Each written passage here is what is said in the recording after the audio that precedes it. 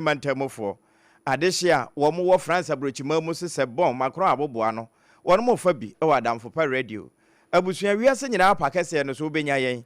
www.somponline.com ensemi yewra tabo atemprence wo hene ba chechira koto okoko sani mu obenya bia kenkan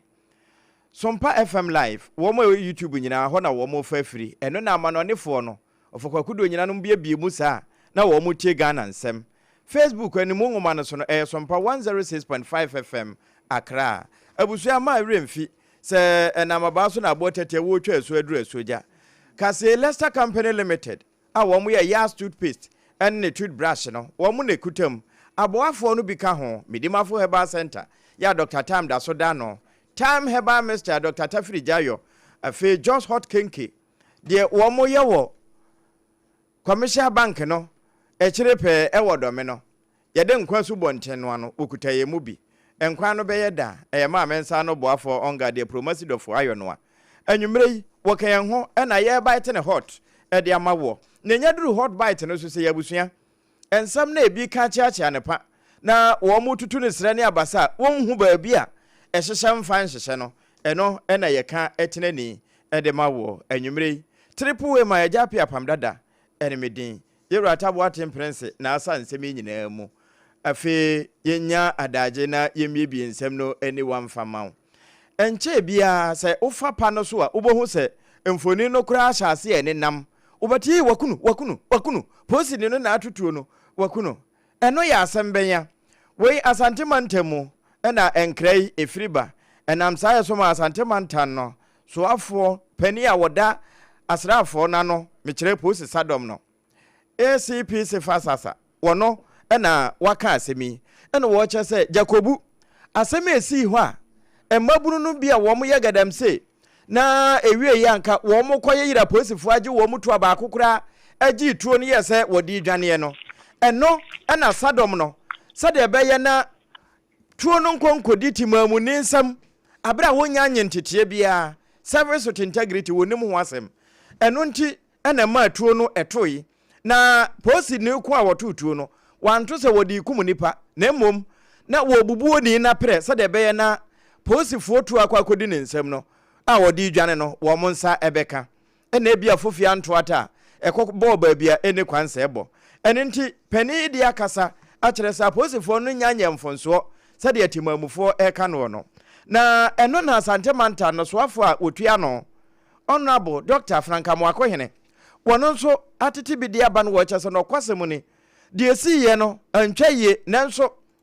ni nyina mu no posi sadom no de ese wono moyo se be ya wombetimi abo bambo yie na wo mayo no ndi de dikan wo bebo wo mabaso papa se wo madom abo ama sabrei yanti kuta no yanti gya no bia na asundwe eda so Jacobu ene na afa na ni nyina mu no wo kọ no wasa aka de a kire timamufo se ya wo munya hweye ewo wo mo na esrafo no entem se koba se bibi mpo na mo ntem ho ase a enye se na yeye yenko mo koto ase asrafo so ende etia mra pa afi wo no ma eprepra nso no wo mo bom paye a emu eden se be na safo yi wo mo ebenya hoto na sa semi ho no na empanimfo a wo no mo Jacobu jaman ba pani ya wo be potenten suku mu na kosua boachewa batampa kasa na ensankan mu no na maame ede to so achese empanimfo nsode na babiane ma keka kono etuo ya yensi ho kama ese etuo ankasa emabunu no etuatua wo monsa no te sepen na ni nyina mu na basa na ama wo mo bambo nso edidansane emesansa sa etuo no nyade a wo mo de botimamufo ho ban ne sa honti wedie pani edware wi a na nsu asa wokoto no wasre mpanimfo se adama wo mo emrem na wo mo ntwa ba emfa hwe sa asemiya no se de ebeyo na timamufo enkokukura hwirehwire na ni nyina mu no wo tufo asa kire emebu na wo no mo Jacobu ene na afa ne se wo ma wo mo ni na ho no wo mo ma brebre anasa adwobre emra se de ebeye na empanimfo emma nyame ampata wo hye na baabifo wo mo edida dabie no ebi emma wo no mo so na maame eka we nyina no yate ensa ntwerofo agum se de ekoso Jacobu no wo mo nsifem entase ne sebesepa ene koni mahaban na fe wo mo ntoto bi emfa mre yen e wo Sompa 106.5 FM enkran na ya affiliate ahodo nyina nso wo munya ensempa bi na ewie ye no batampasan e de to so se ewuo na asie no de adaworo ma de waka nkyinagu nyame mfa ne kransie yi abusua ne nhyeden na wo mo enka wakomanto yam enhwemu mapa bia e wo sempanimfo ye kosi ase na wo mo hunu haw no ano eso wo mo behunu aso na afutu a wo de ma mabunu no wo de yentie bi mra na mam din na site bi ko mtu ko join ni so bia na me 5,000 na 10,000 wa sama me a me ye we say ade a omo aye na me me tia ka say mo na me inform na mpeni no mo te bi ka ho mfa ncha ho no nkwa because all the way we to be so I want to mean is I'm not say no more potem no but in school ko apa ho any to be mad there e ya dey am no be kan ho kan mo bi say adwuma no mo tue dey adwuma e for so e do ko ko e bo ba excavator machine bi ba na tank bakra na o mo tumi mo barrier e ye sa de no e ya dey e ko so me sra ban no say police station there o ma bi nye dey na ha no no ma na ni enso nye dey enkwa ha na be bit na bo ma sa de na e ko so aha enti jama ba pani ya wo bo potentin school mu na akosu aboachewa na wo kasa ye we ye de ne wo ka e de afa emabunu no ho ya wo cha se tro hyehyɛ bi ne mu nsam na wo akere mu se wo ho ana ye de tro no esensensen ye so obi sai ne kabasa na waba ye pesei wa amfa ma ya wo hwe tro no a wo ankasa na abeyie ne no na nananom koto asere sa adaworo mampanimfo mrem entesa ba bia keka kono enya de a ebeboa won afa de wafiri mu no na wo ma abusuane yakọ asanso aka kire won se wo mo hyeden na de empanimfo wo se wo mo ye bia ne hwemu mapa won be yakosi ase ama wo ma won ho bom mu emra ne wo mo di bia no nso wonom be yo na se atonto mu nyame mpete so ombo tranman ntrawi ya ama mo abodi tranman ntrawi a ni say dia so ama atamu kwa wo Jacob police in Sabante no Vante watwana na no nsie do Apam so na nsie abe 2 months ya eno so tournament trial eno so atamu police in Sabante no so dey ewu enta ya dia ya ekoso se be sra ban no se omo ayen bambo adwuma efo no omo woni nkwa ha eno na ma ya na Jacob fo no eno bo atefo no bo ayen eba be efom ya de ya ma ya na sise nso akofo we ya de aba if you are buying so on your money, you say, one time for one of my issue. Because we say, work a car, we got it a while day. I do them. If you are one way. A trend I would not be any Modiania, or Moody, can make me a can. You never when you're in a compassion, a idea on you. Me work as a one and I won't change our question. You will remember, I found that in our so Adiapa. God won't be the name I'm making say, and no,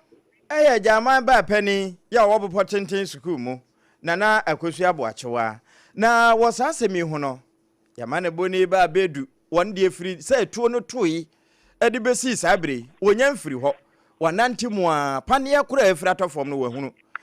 ma yenkodi nkomo ba ma adwo mejoso apam na ba bia wugina ehoboko de oh eboko sesie Jacobu sana hotie free say emabunu no yeze wo mo gituo no de free posifo no nsam a ewie ye tuo kasa ye made wo gituo no wo tubutu ye wo mo adwane na wo mo nso ane wo se won nte won ho ase na nanom akasa na woni mpanimfo di nkomo ne temamufo no sesie sai na Jacobutie apama me na wase sane wankasa wadi ka bobo ne bia ma etiefu etie sompa na nyubre ate no Jacobu de meka nse asomdwie ewa ha basabasa ibia enyansi ni si na no memenda achie no ibia nyansi ye na mamemfa wonko bepotenten sukumu apam be mbe kakra ni bepotenten bia ya asemi si ye no me ankasa mi di akire apam ba bia asemi asie no enye ba bia mfa nse wanu aka tumi koho wobekọ na ese wa ukra oka wa ukra moto na saa bia ye no so ye bia ye bia ye fan galamsi ho nsem a me ame kọ ho no me di mani kunu bi esan se na nsase a na ase wo ho no na enye nsase kuma ne saa yo sunti reporting school mu eho ɛna UPA mpanyinfoɔ ne lodges ɛka ɔmo tipam ho a ɔmo kɔ lanche ɛyɛ reclamation exercise a aban ayɛ n'adwene sɛ nsase ase nyinaa no ɔmo bɛ kitakita so na kyerɛ sɛ ɔmo de adua nnua na asase no afa ne ntam pɛfira nti ɛhɔ deɛ ɛyɛ beaeɛ a mekɔɔ hɔ baayɛ ɛnkyɛ pii a saa asɛm wei asi hɔ no na memfa nto gya sɛ da biara ɛyɛ ana bambɔfoɔ ɔmo ka sɛ police is your friend police deɛ ɛyɛ nyinaa yɛadamfo na ne saa yɛ so nti no ɔmo anso na ɛbɔ yɛn ho ban yɛbɛka sɛ nea asi ɛwɔ pepɔdenten school mu no ɛnyɛ adeɛ sɛ ɛsɔ ani ɛdi kan yɛbɛka sɛ yɛma abusua no nyinaa yɛakɔ ɔmo nso a ɔmo apiri a ɔmo gye ayarehwɛ no nso yɛbɛka sɛ nyankopɔn no ankasa nkuro mu na ɔmo ho ɛnyɛ dene na mɛka sɛ apam adeɛ a asie no ɛyɛ adeɛ a abɛyɛ asuadeɛ kɛseɛ ɛsiane sɛ aberanteɛ yi a nyame amfa fie a wati nananom wɔ nsia bi sɛ wohwɛ sɛneɛ nhyɛɛ ne sikɔyɛɛyɛ ne banka sikɔɔ soɔ no a apam mɛka sɛ na ahomtie paa ɛsiane sɛ yɛn nyinaa yɛnim sɛ polisifoɔ deɛ ne aban ne suade hunu ne sɛ galamsey a ɛkɔ so ɛwɔ mmeammea no obɛtu aseɛ na wone me bɛdi adanseɛ pipɔ sɛ yɛhu sɛ police ɛɛba no aseɛ wɔ galamsey site koraa no a ɔnya hu police no a na kyɛ sɛ wate asi nwura mu a n'ano kuade koraa yɛkɔɔ bi a ɛneɛ ɔmo bɛhu yɛ biara na ɔmate agu nwura mu a ɔmokɔ na ɛno na mmeranteɛ yi ɛwɔ Repotenti school mu ɔmo deɛ ɔmo yɛ bi na police nso a ɛwɔ Jakobu nso ɔmo daily routine a ɔmo yɛ no ne nyinaa yɛ nhyehyɛeɛ a ɔmo yɛ sɛ sɛbi ɔmo sɛ nsase ɔmo sɛ nsuo no ɔmo ɛbɛgyae na afei deɛ ɔmo atwa ɔmo ho afiri efamagudi a yɛtu ɛnam akwan so no ɛno bi na ɔmo yɛ a kyɛ sɛ ɔmo kɔto sɛ aberanteɛ yi okura ɛyɛ etu a aberanteɛ a wanya nsie dunum deɛ etuo deɛ wode yɛ de nka bere mu deɛ nka yɛbɛka sɛ nka dunum deɛ ne akyerɛ deɛ nka bere nka school ni ade na anaasɛ adwuma bi koraa na wapa awusua nanso enim sɛ ne aba efone aba ne yɛ die nti galamsey na aba na obi yɛka die ɛno na wokɔ ka obi abɛka sɛ nna yɛde didie nanso nka woyɛ na polisi ehu sɛ ukura ebi etuo no so Ghana mmara mu no yalansi simpo a wofie a wowɔ no polisi kura hu na otumi ebisa o question wo ho sɛ adenti na okura tu nti ano na police for under routine no mo ye no omu hu ya omu di tu efi abrantie nsem omo ye sɛ sabre die wo sɛ wo bɔ modern sɛ wo bɛma otuo wura ate na waba police station na Jakobu na waba na wode nkrate di adanse se tuo ne na de ɛno ɛna hu akyinibie ba ya ɛma mrantie a omo wo ɛyɛ Repotenti school mu ɛkɔ bɔ pampim wɔ kwan no mu sɛ polisifoɔ agye wɔn tuo di a ɛneɛ saa kwan no so deɛ ɔmo kwan mo mfɔnkɔ na we deɛ nka it is alleged sɛ asomdwie kasa ɛna polisifoɔ no ɔmo kaeɛ na yɛnim ade tɔte a ɛkɔɔ so nti ɛma polisifoɔ no afei deɛ ɔmo bɛto sɛ mabunu a ɛwɔ hɔ no ɔmo akɔsi pampim wɔ kwan mu a afei deɛ ɔmo kura etuo ɛne asekan na afei nso no mmaa sɛ ɔmo de epiapia polisifoɔ no na wonim sɛ yɛse abaada hɔ a yɛntwɛn makrama nkan na akɔka sɛ waka wawie na afei na wokɔfa abaa no de akɔbɔ no anaa saa berɛ ne kraman no kɔ ɛna sɛneɛ wankasa wadi ka aka no polisifoɔ deɛ menyɛ sure sɛ polisi ni bɛyɛ sɛ wɔtotuo aku obi polisi ni deɛ wɔto ɛde ɛbɔ wo nan sɛ bi a wontumi nkɔ wobɛkɔ akɔhwɛ wo ho yareɛ na mmom da woforo no wo ne polisi antumi anyina anyiyi saa kwan no so sɛ wohwɛ sɛneɛ banta ne si kɔɔ so no a na ɛkyɛ sɛ akɔyɛ ade a na awerɛho sɛm yie pɛsiane sɛ sɛneɛ na mmeranteɛ no kura mmaa kyɛ sɛ polisifoɔ no kura ni amere a nka me ne wo kasa yi nka ɛbɛtumi ayɛ sogyani deɛ yɛ ɛsi yɛ bi nanso ne nyinaa mu no ne yɛbɛka no sɛ neɛ asi wɔ bepɔ tenten no abaa bɛyɛ asuadeɛ polisifoɔ nso ne yɛn nso yɛbɛtumi aka no sɛ police is our friend yɛn namfoɔ no ɔmo nso na ɛbɔ yɛn ho ban nti kwan biara so no bawei apam enti saa tuo no a wɔn gye free posi ne nsɛm anka abamu a ne di dwa na etuo kasa no ɛnya posifoɔ tuo na wɔn gye na mmom yɛtu a posifoɔ gye free wɔn nsɛm ɛna wɔn kɔto pampin sɛ yɛ saa yɛyere wɔn agye free wɔn nsɛm wa saa ɛyɛ aberanteɛ no ne tu a ne ekura na polisifoɔ no ɛgyeeɛ na ɔmo ka kyerɛ no sɛ nipa koro tuo ne yɛ ne dea no ɔmfa ho nkrataa edi adanseɛ yɛ papa emfansi omo Jakubu because e ho na omo di tuo ne ko nti eno na ntiase anya adwuma omo ekosi pantum okwan mu a ekofa saa tro ncheni eba yen nti abamu anu a na wo dwane a etuo kan no e kan ne hemfa esanse ye hu so woda mogya mu pa sa wo hwe ba bi etuo ne kan dia wo hu se egu ni minim ho na eguo esanse ne boso nze na ne bunu butu fom tie ho na mogya no so ne bi mu so wo ho a etuo oba ni bi kekeka omo na ya wo hwe video se ba ye no a ebu ho mo hospital omo je omo ya hwe nti na chese eni enyan de na nso ni nyina mu no ye be kan se ye mabusia ne yakọ police fo nso no ye no omo anete bibia ni a na omo nso omo anyi ho abotre na mo mabunu no titiri se ne na omo hema ne ka no yade bi a aba be ye how kese pa apa meka se there's a break akrani a ye mpanyifo ye so mu tu garamsi fo so sa utumu se omo kura no a abaya mu mutumi kura no omo bekọ galamsey site wo no na omo akofa as a land guard so omo ye dey fu omo su kurakura ni bia police fo ye mistake a ye betutu na bo na wo hwe na nsin a bo no hoyi enne bi si ya amos fo ye bo bi nu tu ni nyina akọ ya we ndi ye beka se bra so se sa mabuni omo kurakura a chese omo galamsey site yen kase ye bo bi anu aduane ato agu na mu mfumagudie ndie da bi omo kase omo ntumi ngase ye mo muntu na mu omo tu a omo ntu wo ma kwan so ebra police fo kura hu a omo misa wo de che omo misa wa se ndie za so utu wo ma kwan so a na nya sure se police ni beba ba bi a wo na be kwahye no enti ni ye kan se obia ni lemu na obia nti ase se police die oye wadanfo na mu police fo so nti ase se ye no omo a enenam ba me da se di ulemu na de ebefiri atobia no wadama ya na wode asom yen ya ma ne boni ba bedu yo wasantemamu na yakọ ne nchen ewo de asie ewo bepotenten sukuu mu ya ebenja kobu a ehonsem wode aboyen nanso yedaso agina mamerenum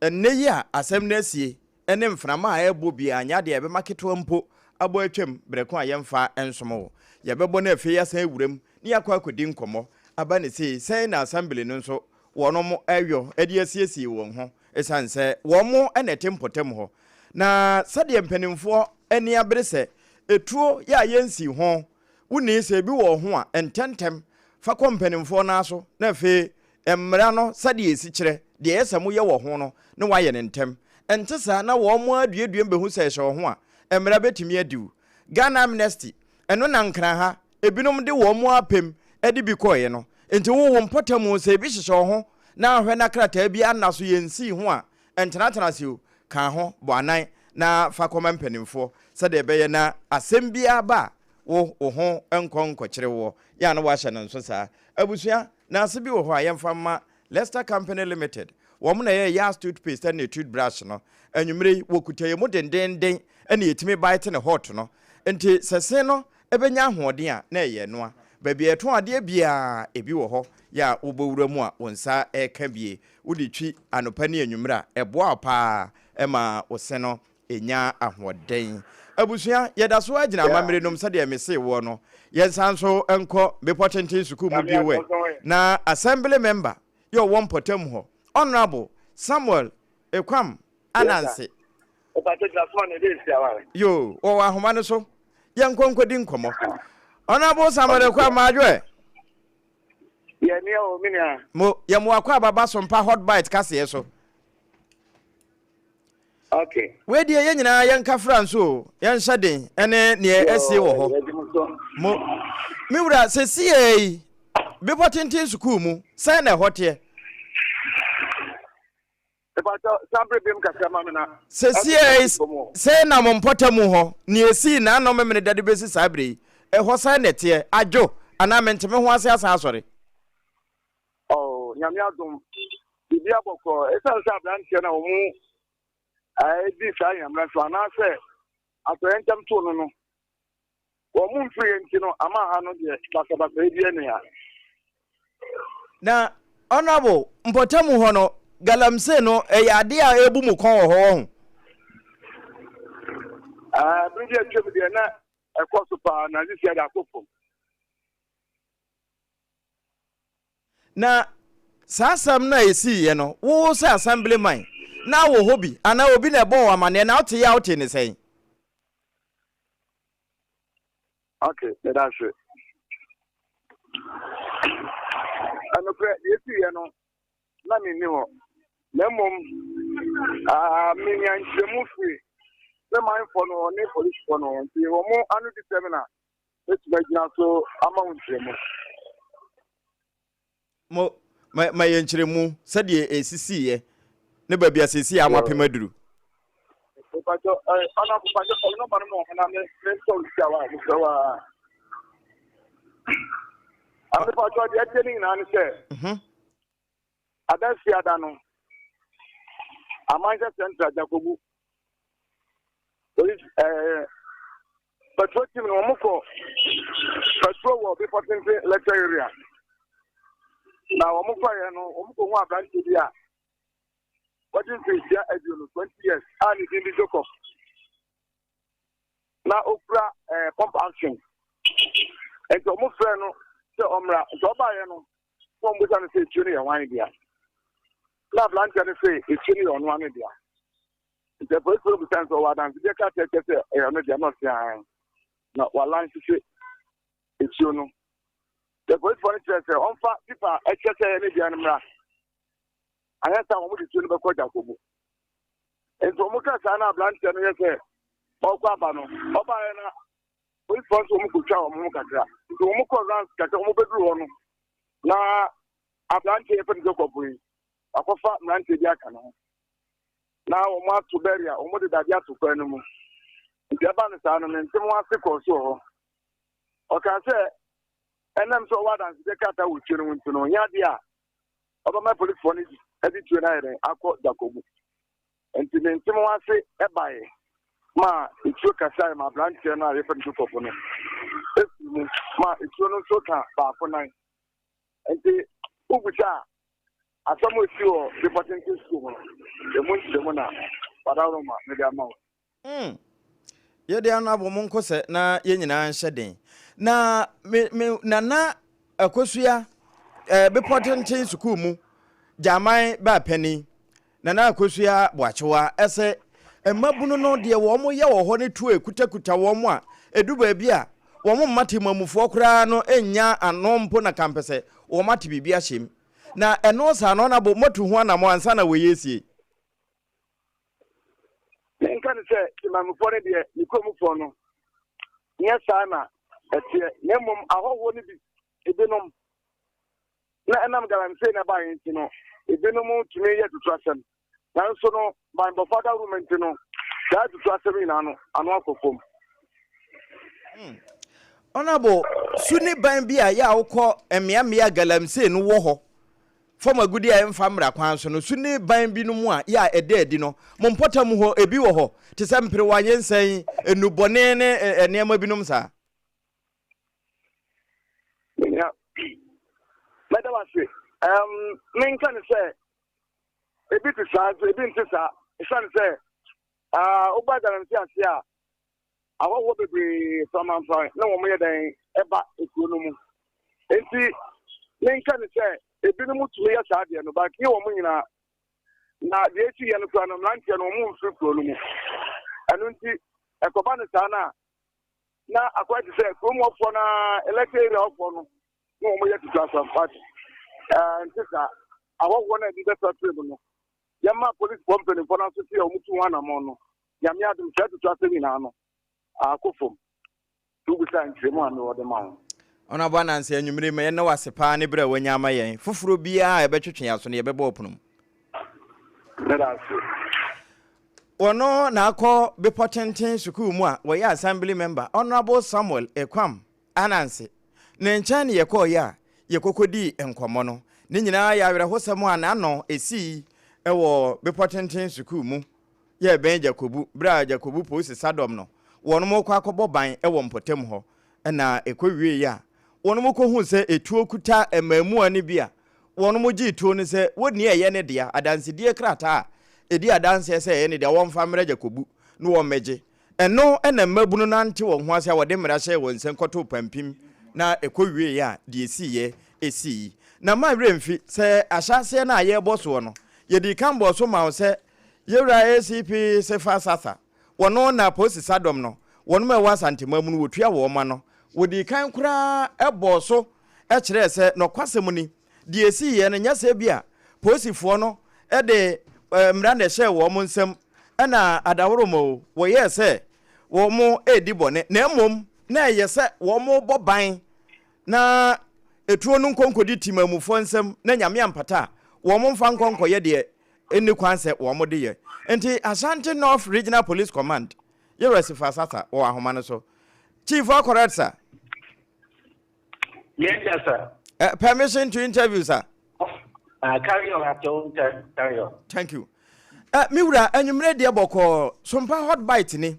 de esi wo bepotenten suku mu ye benja kobu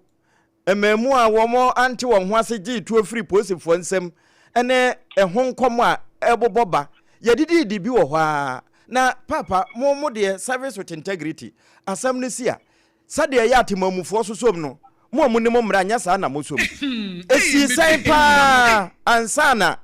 asam no sai ne sisi bra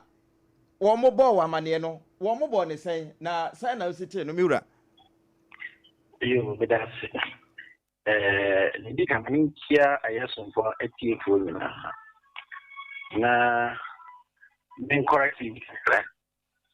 the no aya Ashanti South mom enya Ashanti North. Oh okay. Yeah, Ashanti South Regional Police Command ya include aye be kwai mo nyetosi no yena me police commander no me commander na deputy regional police commander deputy mom me na me deputy kose and to mamba mabasunti me bomba da ke amen me commander oh ebe ko enchekra me da se so bisa ya me tiene se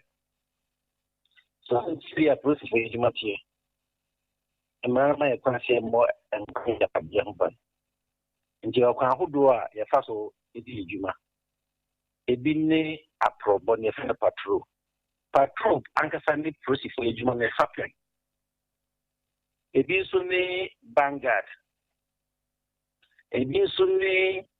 ye say ebisi painting o crane barrier nya check and so ebi ka ho ebi so kan that ahodo a ye ebi o ha ye gade do have personalities be say judges president na ye juma edika no kare no ejuma de fa mangasa ne patrol the patrol then the police moving here in my ya campaign also residential areas near there na fi o ma dem na ka mutu na ni papa so am bi no o be you to so say oh obetiki akomu no so ta process for baba e deno na aye e fiada no to the head nje o mo kono o do be dia o bo di important school ni e mo no mo say abemuwa wadi 15 they cry pump action gun 15 nature so ya minor onya 15 polo onya 17 onya 18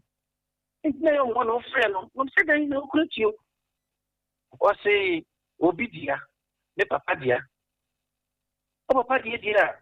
say o ya be mu anti yan ti won fanko ani mo ni be ni say ya ti you no ya de ko office ya office me sa bia yi enti aka kire uni ago ni say ya on fa nkrata amra because pamba shingon sabi ene na ngi ya ti abrofi bia na puya de ko ahayo yi bia so fa nkrata o de ko to na fa mra na fi o me nka ho se ni ntia ya mano etiu ato no de ma akwa to de nam and no call o mu maso enti bro mo ba program mo ba bi mu no mo be du ho no na edoma bodom timo ho esi pentin e wo ho ti se o ma process for no nko se di ni mo hwe eye infoni na ndi ye hu sanati na omoji yoyo no ma process for you plan e bi no di bia wo process for bi o ka process for you na ye draka ba ko ana we any patrolman so ye miensa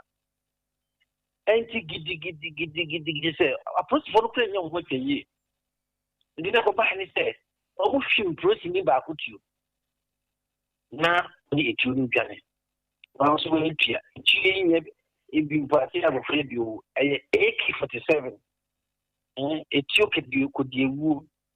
a se ko dini pa ba ko nse no pa boni mi o beti bi die na sabe no yes anu no na te say we tia process na ba ko process for anya bi an ya tutu amram na fa ti tutu ansa ne betutu ndi se situation bi aba ba ko ni se obi edi boni so na odwane akọ na wani bibi aka obeti na mutumi nchi no sabren police ni tutu and that is said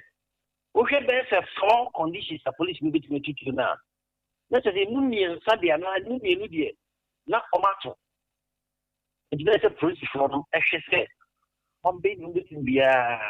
ni mbara mo kwa so monyelo ombe ye no mutumi astop ni pa na o di bone no na odi tunu dwane akọ ni enimi pa omo sai ko ka sai tui ene ni ombe tibia ye enti omo emu ye ana omo tutu no ana ba ni pa no tutu no etoye na ni en ka so se ni ba be ni dindika bli ina no mu gane ana ba ko a start tutu no a odi tutu no ko so ka omo te tusi ni ko etumi jine nani no nya ne target na o hwe no no tu do na nipa no tituru odi tulu jano no ko ni tunu ka no e wo sabia ho na se asema ni ka sempa se no si ni na juma pa yi ni se basket no obon ho modi pa e senya sa ka ni yan ken ta sempa ne ti no die ke bitmi aka nipa ni ensa nipa nai nipa no mo mi na to enti so bi sa ni na sa tie de di kan ye mamomo ni adwuma se wo man yi bambo eda makoma so emfa ho ne de etoda timamufo bi di yom nyina no mompa aba na miwura we de fa yeko school kakra sa etuo ne eho ade no se gam amnesty ne se wa etuo ne bi wo ho aye lance se ye fabra besi sabre ebi da so ahyehye bi ho etuo no atweretuo ene double bar no sengre ene de wo bosoi de wo he na se bi wo ho ana ebi wo fie ne yensi ho a na se ye ho mpo a wo se ye tu America kora bebo police fo amane mira si au bo si na ka ho bi nyen se ye friend ti o nko ade se ye pupu se do ka se ti o se ye pump passenger no se ye AK47 no yesi se woni ho kraka abra ya ma wo amnesty ko ba ye nchew nti chiu bia o pini ene ya wa sa amnesty miwura na de etuo kan no mo hwehwemu mu no mo hu se ebi okura criminal records bi ana but it is early days yet. After now, what is if you are after I share if you must say, those who could do information be as to say, the name of Chebe here, Edinburgh. Na miwura video no mu no de ye hwe ani wo ye ni su de ase aposifo no kura na ebi mu didua wo mo saafo na wo mo cooperation obi aho ankamo a that's the big person no be prakaka and the person no trauma so can be traumatized also be a professional but the padu do say na the padu say sia no me so be o ya ka bi ni abia e bi dia o be traumatized also e dia no mo de ya sa no e be chuchu na ho e be pra ni ade nti o mo sustain no injury me wura wadwuma dɔɔso ye gya wo na mam wakɔ enya ne edi kan ni kane bi ebisi wo ni wo boase kane ne yefro de nkyerɛ boase ewi na mosofo nso kɔ akɔpata saa asɛm kuro ya ebisi sɛ eba ne sɛ ya mmabunu no anate mamufu a yɛn emra no yan sheda nyimu ntete said ya mu kura yi suku be na betumi de yakọ na bibi etesa no yamfa ye ho ankwa forefore ankotieti amra no so you glass me can say police me in a juma say soje me in a juma immigration me in a juma fire me in a juma yinga no in a juma na so for bro in a juma no akoba na say we titi obi fa ho bi so a anu tinga ebibia no unit e was after this name one almost taking complaints from the public. Police on PPSB, Police Professional Standards Bureau. Omona the police needed no teaching before who this way. You call a complaint no. But me look at now. No, just said here. Go home and complain your police. Not near the police you can hold you. Or since you need crowd, I go on the police. And you only have so police PTSD. Nasa police here, but all call report to her. How much you grab your cost right? How much you are completely Amonia justice. Now, police, you might you the Adwoa on mine. The police may ban say. Now, to show so. If you are not travel, but not never tell wrong BSC. Into Mumma so Robin. Now, ye police me say. Okay, then watch you. And yes, wrong. But beyond some branch, and attract security officer here. The officer will be a teacher of who this one. Son of Famra Council. Now, before the chin also, come on, so when you some pastor will be born one year. Yes, wrong. Yes, for my own. Yes, for mine. So, be fair, because you see police work as a demonstration that. And I look strike that. This is a an essential service I provided. You need be to be sad. You're going to say, there are to avoid in the police for a striker. The business of our council, I could do that. I'm on the highway whether to who will find it wash also, who are bank and about the Jessica. She put it for the human aid, a demonstration. In the own is not the question about him. It's a declaration the police did in the human and a tapa. No, about him now, or quite in the fossil. Then two channels so elbow. Yeah, no, I can't. Then go near the state police and on the talk I didn't get to you didn't run your book and go any get now. Commander Mo. And Sadia, where dear and Cajon, your young commoner. Sadia, Possi Nino or my warning shot, Naba Cononso, Nipadua Equi, the Equatuano, Tuano Time a you or non cono, where a best shooter. Sabasia would obey me about Bomwa. I never was present, Prosipini, but you was about the uncle of Win about it. In the Ebia, or Slavi over to the Webia, I said, Commander's Mount Petty, Ebia of Malas. Commander, permission to fall out, sir. Carry on at your own risk. At your own risk. These are not at your own time. Thank you, sir. That was a no. I was here, baby. I could come away. Asante South Police Commander, no Deputy Police Commander, SCP Cephas Arthur. 1 year ni kokodi nkoma. Wodi yakosuku ewo bambo mu. Die si ewo bepotenten suku mu. Ye benja kubua. Na no ewie ma atuo kokasaye na babunu baako. Wati nananom wonse do ebi nso eprepra. Ensam no ene yaje emunkyiremu ehu baabia. Boto no nano wopa ede kurawa no ehye. Na abusua time da yenso medimafo heba sententi. Minim yade eto so eno ane so do ho ekwa akwakire no ewo poku ase mayira na wode ta moto yade no so amana yira anasa ebu akwa agogo asantemamu wo gogo yade no apo na po nyina amana dwiregu na ho atowo anasa time heba mixture Dr. Tafri Jedru no de etimi malaria enumuto aduru no de ewie bo wede no ho ban ma ntontom ntimi mfa na no meka biu wo ka akura no wawu no eka yen ho ena anwumre ensam ne yebe ede amawo na se wono no me no sa na onya na imi booster ye time ne ka ho a eba sa wonu mutoso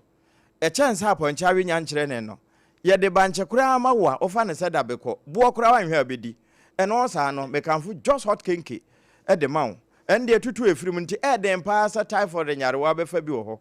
dome commercial bank nechi ehona wo mo no ano de nkwan so bonten ne no na 3 citizens no wo mo de je enti wobetumi afa ko ma no wakọ kenkan na wadi esomfa so abomu no nkwan no ana se chinchinka na wo yo no tilapia na wo papa no de bibia hyehye nani ase no ya fa onga hyehye ho wate na atumi ama na ye de anonso no ayede fd age atom se ye anwumre wo kan yen ho ene ye de nsem no ebrewo menkwansa koso amu afidie na ha ye toa hot bite kase ebo no so ama Yeto so ewo donkuma no afemu na banodani ya woda wo ano ononyamfo Alexander Fenyomakin ene nhyiamudie bi ekoso ewo atena yekesie mu hono na nsem adomkuma no di tudwa ene se National Democratic Congress NDC amanyuku no mampani John Dramani Mahama edi wo mu anim Human Sexual Rights and Family Values Bill enkrata ye no ye anti-LGBT bill a womde beto mai emrahye bedwamu se ode ho asem kura ye campaign afimpinu ni aduru nan no yade adomkuma no ka kire Ghana fo nyina se anwea bi na NDC fo etugu Ghana fo ni wo de LGBT no aye campaign wo ba ye se wo mbe ye ho adwuma keke kura ne age atoma sensan se enya de wo mai Ghana ye be pinama bibisa akura koso no ho asem akwakoye boachi bidin enti wono de wo hunu se ebre aduru se ensam a NDC fo no ka ye ma Ghana fo gina so to aba de ma wo no wo mbedi wo mboshe so yentie bi. They told the whole world that there was a need to pass an anti-LGBT law. Basically, they said that to protect our own culture, our religious beliefs, there's a need to pass a law that will criminalize any acts of lesbianism, gayism, etc. They were loud on the streets of Accra. They went into our villages, engaged the media, engaged religious leaders, engaged traditional rulers. 1 year down the line, they've been in office.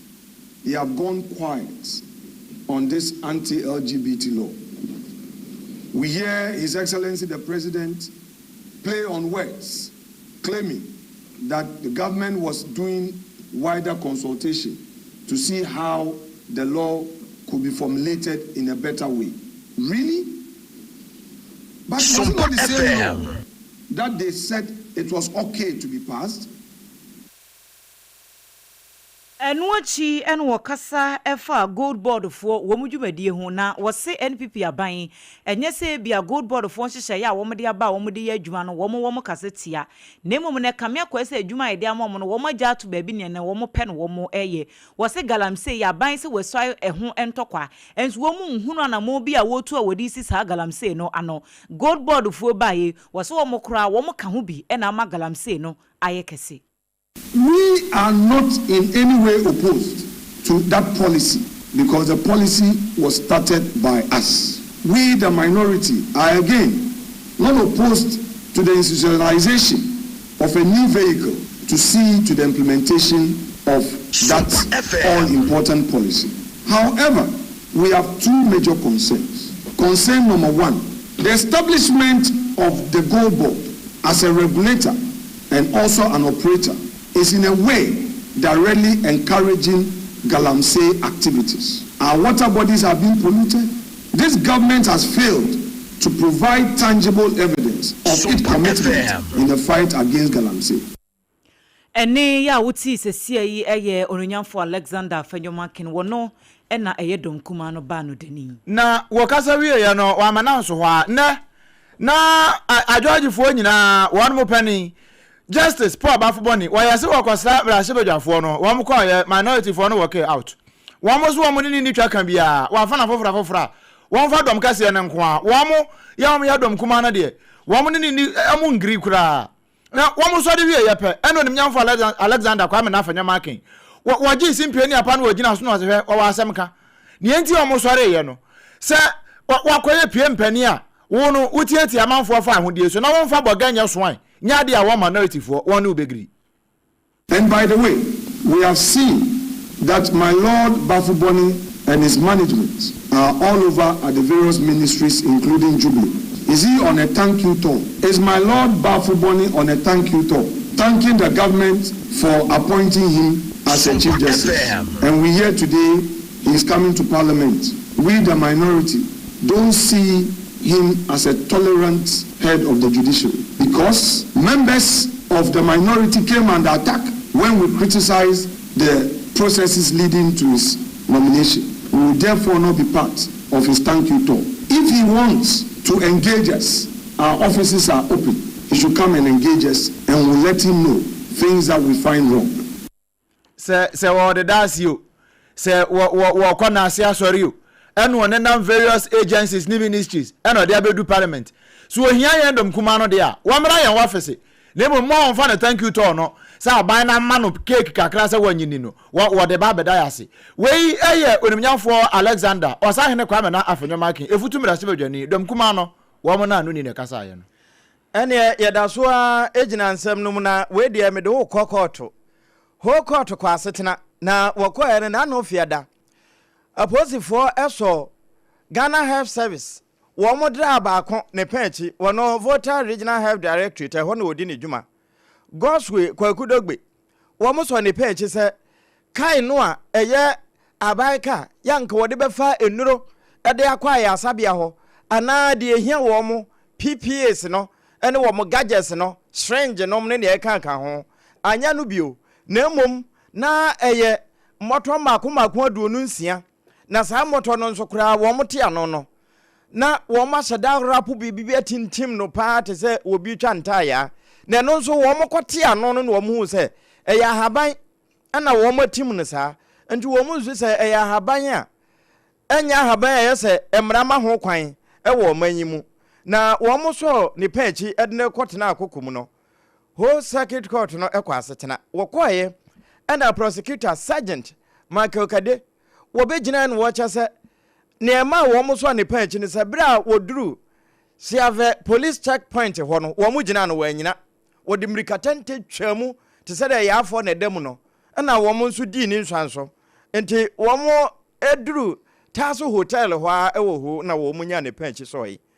enti wo mo tototo na no a no mbuza anta he no wo kɔ ne sa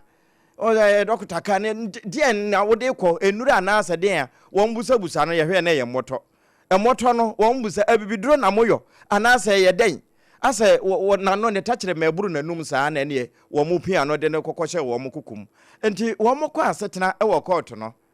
na wo mu de asem ne tetare no a ne nyina wo mu so won hye da nye ntomu so wodifo nanso court etu asem no de ahye nyame de kyenya wogefo de etoso num wo mu so wo mu nsamra biu na no achi saa ahaban na wo mu hu wo botonum no wo mu de kwakoye nhwehwemu musonka wo mokɔ ne ye kyerɛ sɛ eye adubɔne a ene ye sɛ tie bia wotu adubɔne e bi ka wano enti emra no ene ne bedi na sɛ ye kɔ na ne ho so nsa abrɔbɛ e bia ye dawadawa na watintim ne sa na enka wo mokɔ daadaa so de ne na ne ho so sa abrɔbɛ na eno so sompa na abɔso ye na de besi akyire bia ye betimi abie so e de ama wo Yedasoa ejina court nsem no na ene Accra High Court na nya asem kuma ase movie bia yede asisuo na amanfo ehwe ne nyina ene se enkrata asem ya wo mede kodan court no se de beya na Sheriga Alhaji Seidu Abagre ya wono no oye rival chief wo boko an nsem no akwakoye bibia ho no wo court no nka wo betimi ahwe no wo ma presse owura no wo betimi agyan no na ene courtroom ho wo mo ba ye no na ho nyina ye mase be enti ne mranim ni lawyer Martin Pebu ebe gina court no anim no wo kyerɛkyerɛ ensem bi ne etia ekwan a wo mo fa asokora akɔkyere ne client na wo kyerɛ mu sɛ enyemra kwan so sanse efiri bronya brɛ mu a wo mo kɔkyere papa no ebesi ene wo mo apre se wo mbenya bill e de ama no so woda so etwere empinifo no ekokumu na wabra na enipa a wo mo ba yesa wo mo ba be support owura Seidu Abagiri ya ye ka ne ho asem ye ne abonten ho no wo mo kitakita placards ahodoɔ ye dede se wo mo release no nya saa de ade beba na emfa asem papa emma enti emranim ni Martin Kpebu so hwe se de dede no ekoso abonten na se de supporters ne ye no wan hwe kura na wo mo niema bi a wo mo da na di na makot no kura bu afu am wo ma yere niema no mu achen se de te na se opie efiri court no dan mu ho ba abonten ne supporters ne bekasa enti oba no ka kire wo mo so obi ama na koma emra fom na opanyino no ye kasa yi enya de se woda police cell ena enya de se woda NI before akache ye se ye de na kwatwiri ba bia efre ho safe house na saa safe house ho no mo no wo bia hu no wono ne mra ne mu ne kura no wo mo mpema wone ne client no enkasa enti ase wo panyin na nkasa 1% intentionally wo mo frustrating na bra bopa because free bro nya besi sa abre de atwam bosome ne akire papa no eda so a etwere adabampuno achi enti ye kasa yi watimi ne atitafo na kasa ama boto ye maba wo se wono akwakoye mra ne mu ne de waka ntam adinsie se adwuma bi ese wo ye se de be ya wura no wo mbe gya no wo be hwe na waye ne saa ye to ansem ne so ewo ensem foforo mu na anum ho na abaya we se wo opposition MPP wo mu aban mu no mampani akufo ado ye se wono de ade bi be fe na agenda 111 si on ba be si aspiti makoma wo ha ene du ba ko e de abo man Ghana mu ade hye pa asan se Ghana ha no ekamia ye se obi ehododo no a ansa na obefiri sabi ni kuro ketua mu na obekọ kuro ba ko ebe no a wobekọ so akwaja yarhwe no ya na emu wa pa ano na aban no wada so da ya no hu se Ghana fo behia mpomden na won mu mpanifo no kwa won beja South Africa no kwa jesu ma ye bi wa Ghana ha se ya na akamia ye se ni abekọ na ya si kolebu empani ho jesu ato plastic chair ni ya de watenam ni ya de nsu asi so na yadefo no wobeja yarhwe na so wobeja yade saa de ni nyina na nje kura na aban ni ya saa na ne no kure uduru anyina mu a ba ko ho trauma hospital ho no enyira si ebi ho na polyclinics ahodo am keka ni nyina abo mu sha agenda 111 na se na amanfo de nenam sa agenda 111 na kura no ansa na ye beto aba bawie ma wo so no alusuo se fruka no na ebi kura ya adwuma na esefo wo mu ya adwuma eno na nipa okasa de magana mampani His Excellency John Dramani Mahama Felix Kwachofosu wo se himfo na kasa no agenda 111 no odi am nkwafe ba kokoro ni hwa na ya adwuma. In the case of Agenda 111, they didn't leave anything. So it was more like slogans that they were singing. They tried to scratch around for money here, money there, through within government's own budget in order to be able to do the program. It was obvious that the money was not for That's how can they not able to operationalize. Because how can you plan to build 111 hospitals and not open even one over a period of 5 years? None of them was operational. There was not a single patient that had entered any Agenda 111 hospital when we came to. Onomenya for Felix Kwachofosu na kasa e wase wo bibia obegina ba bia kasa bra ye beto aba bawie ama wo so no wodi ntwose faka no akwatino position na agenda 111 ni bi ye adwuma no sini hu nya no kra ba akokra ene ma memfa onko la dade kotepon empotem ho mo la dade kotopon empotem ho na eho ana nadmo director akasa se wohwe ba bi te se babia ensuo ededadeda kama ya se wo mo sisi adan no atusumna no enti edu se ensuo ato na eyiri abon se eyiri na afa ade hye ede aka ho se be na sa hawi wo betimi atwa aba ahwe ano nti no wo mo eba betetete ehonum na wo mo timu nso a aje wo mo dikan tutu bi no mo firi ho the friends say demolition exercise no enti wo mo be ye bi wo la dade kotopon empotemu ho na eno nso wo mo wi asate bia wo mo abo obompata e wo afa ho no wo mo ho beka na no ena nadmo director major retired Dr. Joseph Bikanyi Konyon wonya adaje ene yensa ntwerofo edi nkomo e kire nhyehyɛ ya wo mayo ne de ntia sa demolition yi wo mo yo. I think it's very simple and obvious. Everybody knows why we are undertaking this. It is not a new thing we are doing. We started this soon as we came into government. The president himself went around to inspect waterways, and the directions were clear. We have to ensure that people's lives are saved from few individuals who refuse to comply or conform to the laws of the country.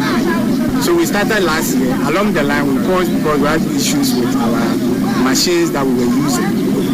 We've managed to fix the machines. We are only continuing what we left, and then we'll finish the exercise as expected. NADMO Director, Major Retired Dr. Joseph Bikanyi na Kasayi, ne wie na nkramantan so afo. Ma Melindo Okulu so de ne de ebeto so no wo kyese. Greater Accra ha de e wo na fam no. De ese wo mo yo bia edomboa se de beye na peshi lagoon ho no ho betimi aye kama wo mbeyo na wo mo wo mpata wo ho wo mo di kan ma wo notice de dada e kire senka bosumi edi kan wo afi mu kura na wo mbeye se adwuma no nti se abre de kura wo mo pema dure kiri. This exercise started last year and we couldn't continue, and they are very much aware that this exercise will take place early this year, And so here we are. In fact, if you should look beyond, the demolition, this is the Kweshi Lagoon. And like you can see, it's filled. You can see heap of sand. That is what they do at night. And they are virtually, sealing all the lagoon. At the end of the day, when it rains, where does it go? It goes into people's house and then cause flooding. And then who is being accused? The government. And so this time around, trust me, we are not going to be soft on them.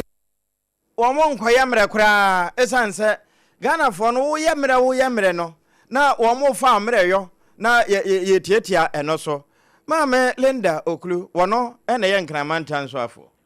Mrase bedwani ya wogina mu ede mo manfo wa Simon abato mpeswa so eyera Ernest Nogbe na wode atudwa asere ne manfo se womomo omani na ho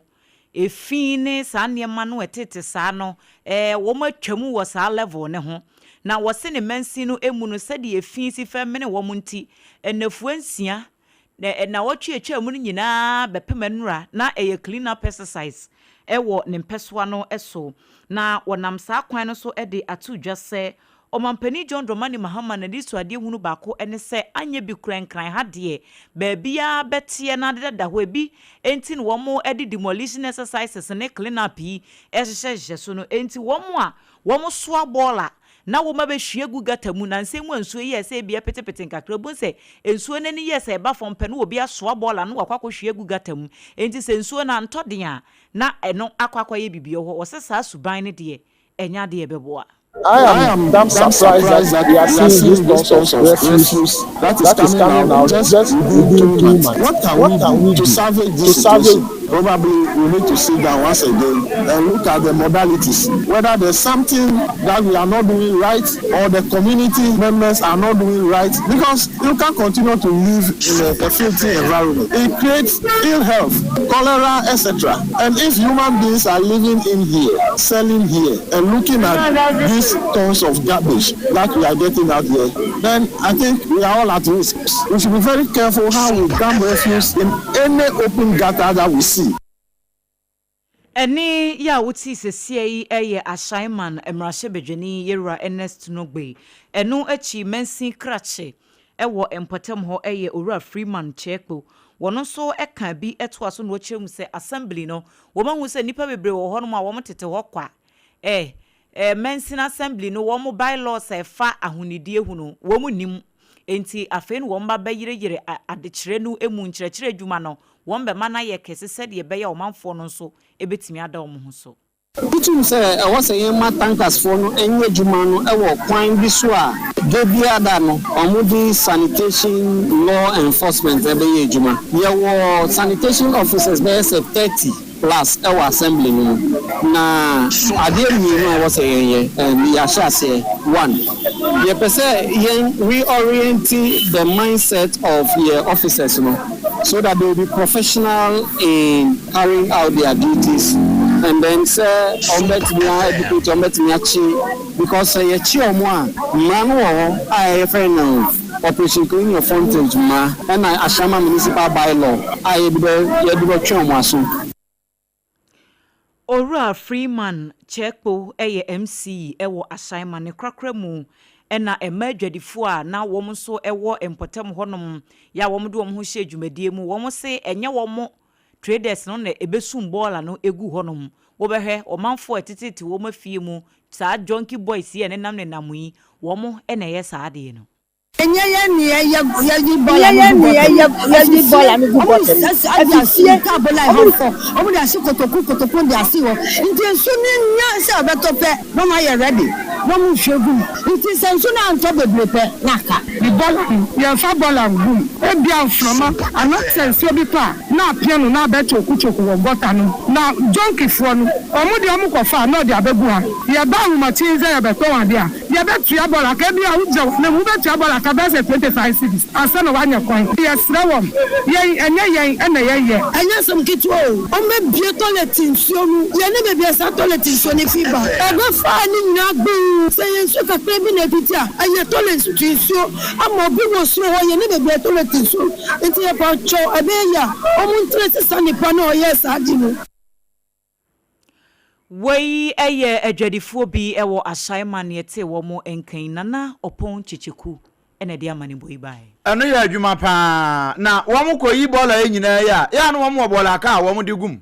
na saa cars no ya baji atuma gise ko DVL wono makache eno wo maji atum panipa wono ye pani kwanchefo da DVL ano eye yelo ani kwekwote wono na ka se wa kire se number plate ya ebo ba manfo ka ho no se ohwe makomaku edua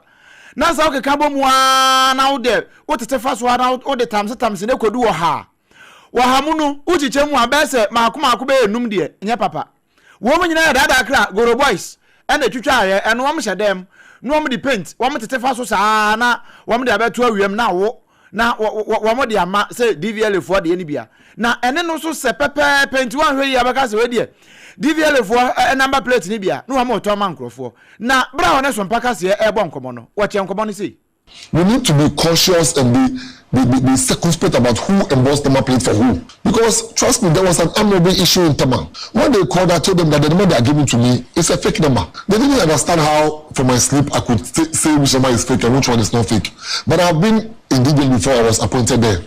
I did my service there. My sister, whenever you see a car, like it has the a prefix CR, that is Central Region, and then you see in the 9,000 column, the car is a fake car. That number plate is fake. Ask me why. Because Central Region, not in any year, will get to 9,000 with registration of cars. So immediately I told them the number plate they have is fake. So we went to the office, with my directors. The letter was there. Please, the letter was made a search. It was fake. About 5% of cars we have in the system are using fake number plates for all manner of things. They do not pay duty. There are several ways they used to. Julius Nikwekote, wanona wada DVL ano, and wa cheche mu kama press conference yoni miye pa. Wabe no correct, na wa cheche nse mu sebe ya Ghana for beti asenti. No wa ene sa, wa se 5% de. Ni nyina ye fake. Ene ka korona sa lances na wogi wi ansa na watimi de asi kwan so na wode akwa ye adwuma. Na asante mantamu ena national security for tia wo mate do magum no. Na ebusa se galamse no ho ana mo se da bi we de ya drafo a wo moje eboa eni kwanse wo moje de na no na enkran MC ni na ni abere pa no eno ho na wo mo nso ani abere enenti captain retired Kwame Jabari a ono ena ye wo mo liaison officer ena wo ka sa asemi na se de mu nsam tie pa no ba abedu wono ena nani sa asem no mu ba ma adwo me so akom na yase national security doma wo mate agum se adrafa wo moje obese soame makro mazin wo mojejeje saa no nyina no wo mo de national security for aba won so wo hu wo mo nya agro se mo ken na no peya na o mo te sa operation no o mo te sa task force so na o mo adrafa so o mo yes adwumadi no ne sa yesu anyimbre o se anyimbre duru na se ka ho ye dene na fe dia drivers was who boy su de me no ka say se ukọ kejetia eko santasia ebi ewo ho mo yes operation no e free ab report junction na be tia kwa Sofia ebi o free ab report junction na be tia ku Sofulai kwa da so ne kwa adu nyina national security for no task force no ho a ni o mo ye ne se so mo be jiru ho na so mo hu se edom dodo na agu ho na so ye driver na se o bo short wa no mo no waka ulo du mo de o makoba bi a o mu kosie no na wade approve no se wote ase dia no ma mo mafo se wonte ase dia tietiem no matter no mo do ko na omo de mra na akwakobo ndi za na dwumadi no esiti a no ama ni dia ba santimantemu e kankan ya passengers for no animu enti me hu se ebiti tareka no ho wo mo na e pare ana enyo mo na pai to be frank me mo me make sure ne se eye omo a omo ji won approve no and na national security task force no ayo maje so omo no mo kasa na wan ti ase dia and o mbetu kan dia ko nti wo so mo talo ho a wo a wan ti ase dia wo kan ye de beko na eba ne sa na passenger fo no ebi wo ho ye kasa wo mo ntia ase di wo hakra wo betua no wo mo nso aye offended ana apam eno no de se wo be offended o nyo offended o passenger ni de ne ho ache no nko ade o betua nanso ebire mu de anwumire am no kasa de national security task force wo ma ya de o mo ma kwan ma won nye se sika no kura lodu akwa Sofia say 3 cities no mo dia eno na wo die na wo lodu o mo so fo mu nkosi ampa me bo hyen na wa san to aso straight forward won ti ase dia ene say ko na me no ka say so no na task force police bi so atimu njo mo mo ni nya say wo ko duru ba bi no aka say me na me kan enso majai njo mo ni di akire pa ye hwe ni mu say etina no na de chie ko ni nyina no the operation be ko so no be ma discipline kura ba ya senka duma di ni mu kama Bon mo yebeda ase kwaso afo ani di akire na sabre ye bia to moto so ennam ide ne mehu se chesi na wo mu chesi bi no de ebesi bia no eda chene beba onche ne asan beje na siti afam ba bedu ne nche ne yekoye no asantemamu sesei national security for nat wo ho agumo ya adrafo a wo moje ebo ni kwanse wo moje no ye de wo mu wi a wo mo mfama enkran ha aha de won pekura badges no wo monye no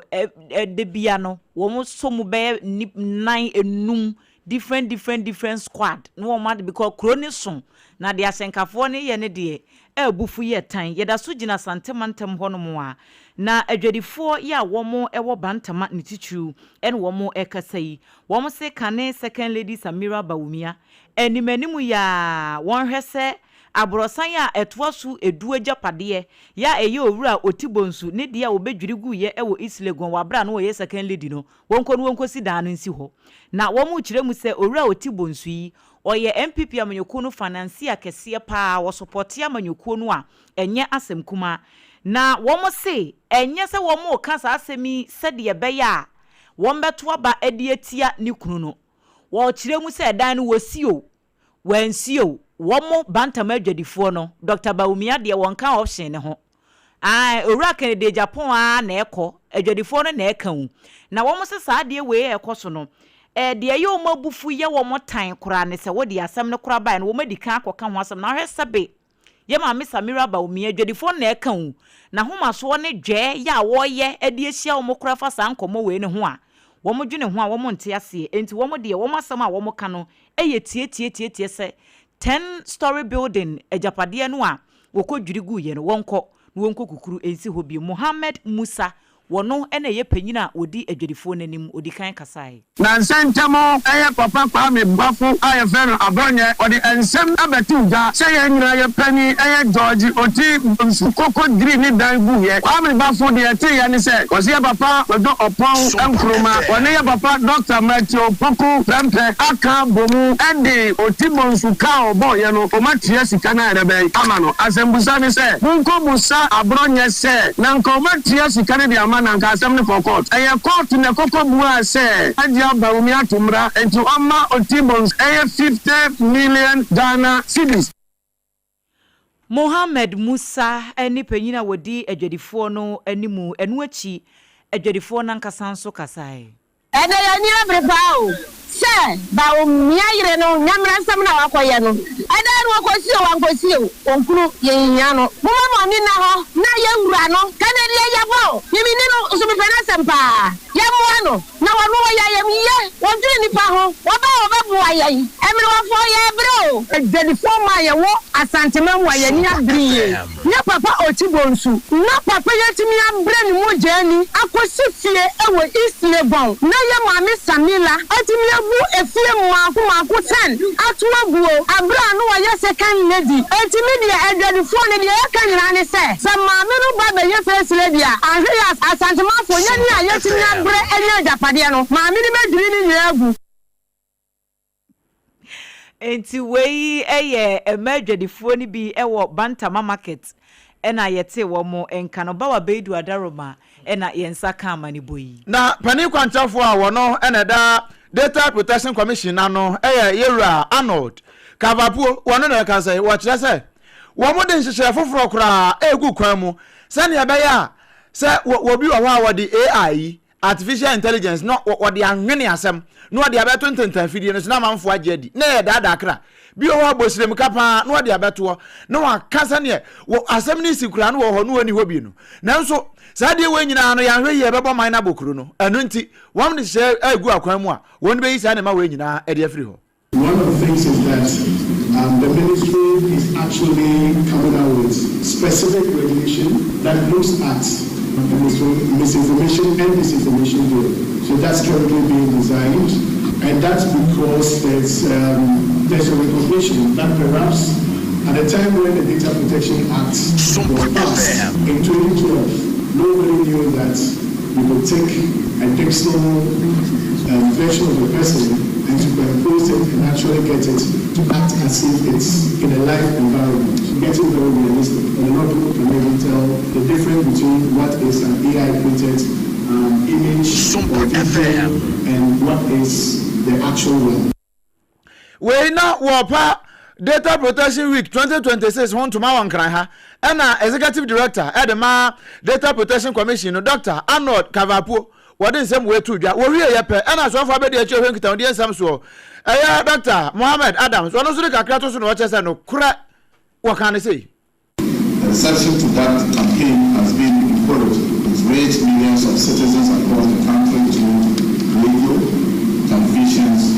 print, and digital platforms, and it helped deepen public understanding that privacy is not abstract, but personal, practical, and relevant to daily life. The impact of the effort has reinforced the importance of sustained public education as the foundation for compliance and trust. It is therefore fitting that Data Protection Week 2026 builds on this momentum. Sir, Ghana for benya gidie no ma hunu sampa wa mo niam ya gigi say information no de akudu data no hu nyina no ye gba ho ban ye pa no am de aresemu shemu a ebekọ ye pa na wei ayo so fa be de akira wen kitan de nsam so e wa man Ghana mu odonyamfo Mohammed Adam Sukparu wono na de nsam wei atudwa ene ye firi Ewra Sukparu de hu a ma yanko Honorable Christopher Ade na boboa no wono ena kane ne wo ye mrase badwani ma de hia wono wo bibia ni anwea so bekwai Sabra make say, Honorable Kennedy Japan, the campaign team no, one no and a campaign manager. Will be any and you also be quiet for her. Now, one a see a hine for Nakasa and watch us 31st, one more quack or trabana minute da. One more hurricane. As answer one no and a day nim a bebois was no. Party delegates, Mr. Bia, Monshe said you see June party. Now, what a pair NPP Assembly in Canada Japan. The power Kuma party, a check Canada Japan, a bro Ghana, Madam Young be NPP T. Papa, see the local tomb, and then Oye would defend NPP. Yano Mr. said, be a Janet in Sayam Edmawa, and Fausa Chi and Chireno. NPP delegates are a Chinachi memory day, Yaquaco Twaba, Umian Shanus. Near you say, Yaquaco Twaba you will be. I don't know, Aqua Chire Ghana for Sumesi, and a Susu. Ghana for Montwaba mano e member nim na agina se member mu bia fata president dem ni bia ho enti ye to aba no bia anka eye yie nanso election na ye kwakwa no chinachi no enye NPP abatuo so hwe kese e ma NPP delegates eno eye Honorable Christopher Ade kane bibia ni anwa so bekwa amra se badwani wono ene ye campaign manager edema Ewra Kennedy Japan ne campaign no a wono mo ye wo bibie ni anwa so bekwa na sen ho serefo a ene wo sere kire no obetimi asere e de akire wo serefo a na the Leicester company wono mo ya toothpaste no bi ene brush na twi usen e ba ne sa e ma sen ne ye fe se ye white ne no ana total care no ana bia na ye heba no a ene kum kaka no e wo ba bia ye ton ade bia just hot kinky eno ene de udi atai for di nyawo na sempo ebie nyawo a udi ebetimi akokummoa no esanse nde ehyehyehye 3 Ghana cedis wode ma atufo enti kan ho commercial bank dan no de ewo dome no ekire ho apɛ na abenya won mako bia wo beye enkwan bia beye se onga ni mu a won bewie atoto ntesuo saa na onga wo mu a anhwe a won bewie awe wonsa eno nti FDA de won sata mpatim so se wo ye chinchinka no wo ye nkwan na abomu a wo hia onga na waye onga nkwan pa awie na esi ho na nipa ntimi nni no wo yade wo hia time heba mixture oba pa time no Dr. Tafrija na ayo malaria duro no wonu mato wa duro no honam nyina ye wo ya time heba mixture ene beje wo wo de echechine ka ho de ete se de wakuma wo atwaniti de aka eye homa ye kase time da so ye dan ye hu tiawa na fe ye de amana ne de abere wo no poku ase mayira ana abu akwa agogo kogogo yare wo madam anti ye dan ye ho aba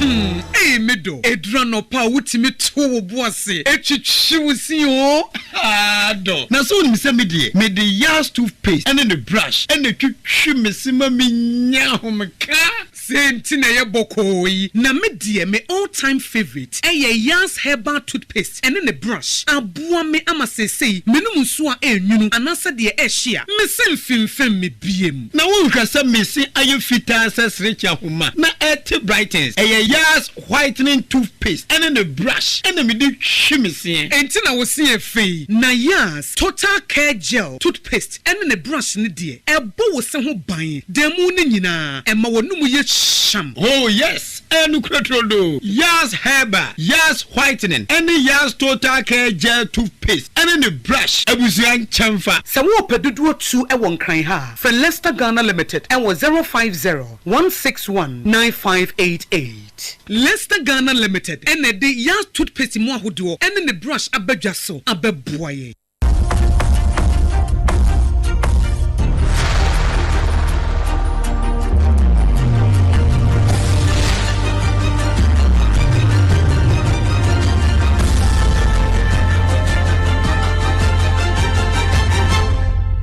TV Emma Akatuapa. Nokre Emma Akatuapa. Edensam no kwa kopie mu e wa fa krom America. Na America fo wa mo so mo ne Dr. Tedros mo WHO wa mo to nkwanta wa mapai. Na bra na 2020 me wa fa Donald Trump ti akonya so no. Ene wa ye se July mu ho. Wa ye se wo twene ho de free WHO ho na so mbra ne kire se anya hwe kra na e ya afentem. Na afentem no du ye ne ato abatia no. Ama Joe Biden ba na obesesa no. Sabre every last year edbc this year why nhye ne nyina ma me ne wokase ne yai was say America for 1 cent kuranya ade on ba koma WHO bio na ohia afi bia antam no ka musika ankokura no be say 160 million edikosi 815 million US dollars and omde koma WHO for na afi we nko ano ne ana nko omde ko eye 988 million dollars na nso ne nyina mu no wo moyi musika de afri mu a WHO for mpanifo e ka se da bi obligations bi ho as America for betu amoka me wa fa sanya de obetu 1 cent kura de amom wo monfo mo ho wonu omu ni sikatua bia eno so ne yegina na anwumre no numpa mu edebesi sabre kasebo a yedebre wo no the Leicester Company Limited so yasne time heba midimafo heba center onga ma mensa no boafo just hot kinky ekuta yemu no yede wo pem triple a man ejapia apam dada enimedin anwumre mene Adwoa Asare enafe Oduma kuma chi ame obrempong na kwaku ampoma